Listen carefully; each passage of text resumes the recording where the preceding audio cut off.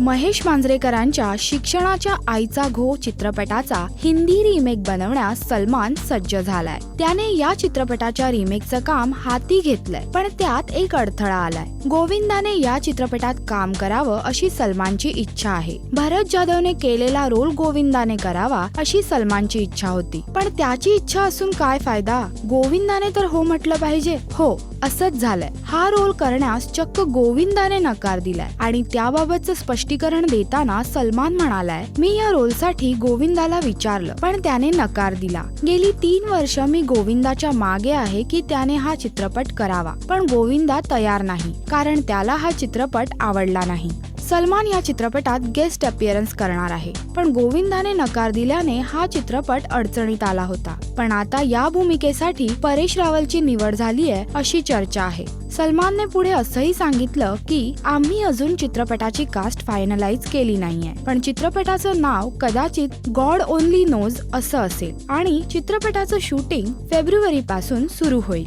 अर्थात गोविंदामुळे चित्रपट बारगळला खरा, पण आता show must go on. Salman तर चित्रपट बनवणारच। नमस्कार, मी स्वप्नील जोशी आणि तुम्ही पाहताय राजश्री मराठी।